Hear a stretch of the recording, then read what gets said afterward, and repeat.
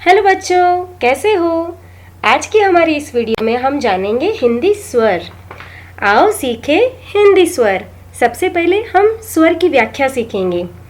जिन ध्वनियों के उच्चारण में श्वास वायु बिना किसी रुकावट से यानी सीधी से मुख से निकलती है उन्हें स्वर कहा जाता है।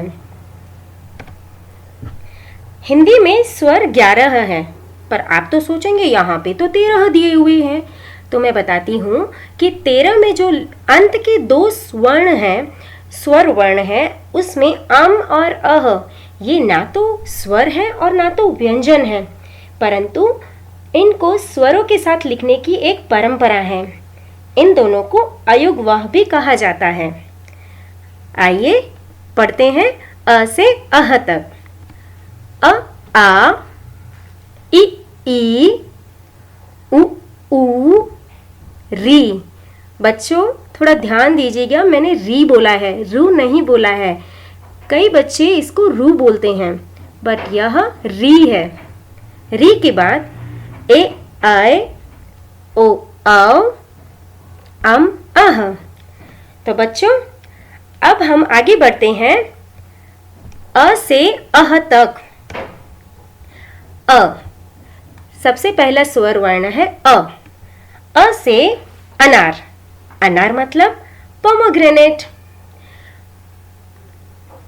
Very important point two understand that वर्णमाला में हर एक व्यंजन आधा होता है और स्वर के साथ मिलकर पूर्ण रूप में आ जाता है।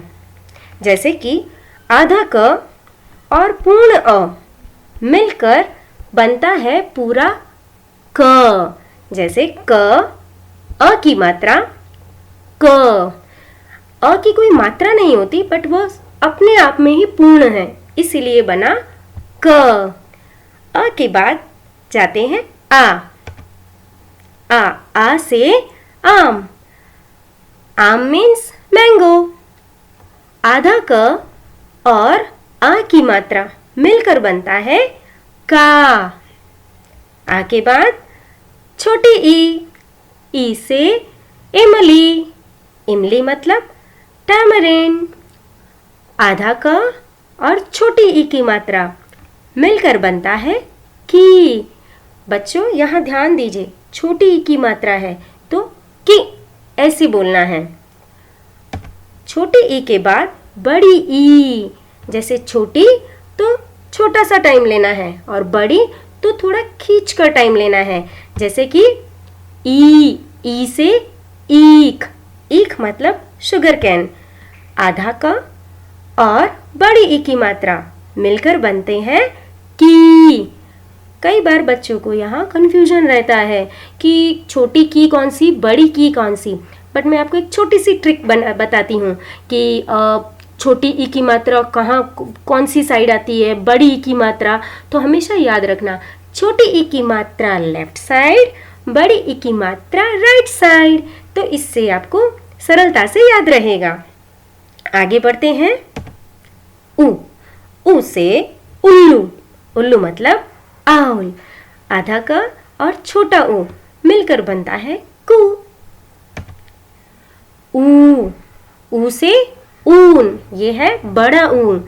आधा का और बड़ा ऊ की मात्रा मिलकर बनता है कू। री से ऋषि। जैसे मैंने पहले बताया था कि इसको कैसे उच्चारण करना है, कैसे उसको प्रोनाउंसिएशन करना है। तो री से ऋषि। सेंट। ऋषि मतलब सेंट। आधा का और री की मात्रा मिलकर बनता है क्री। जैसे कि कृपा।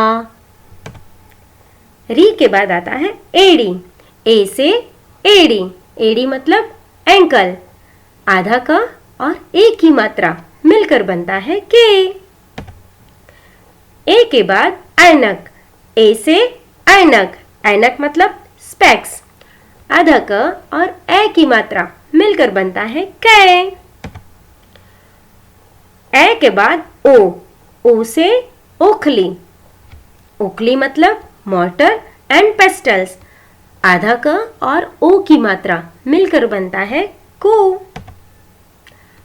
ओ के बाद औ से औरत। औरत मतलब वुमन। आधा क और औ की मात्रा मिलकर बनता है काऊ। अंग, अंग से अंगूर, अंगूर मतलब ग्रेप्स। आधा क और अंग की मात्रा मिलकर बनता है कंग, जैसे कि कंगन।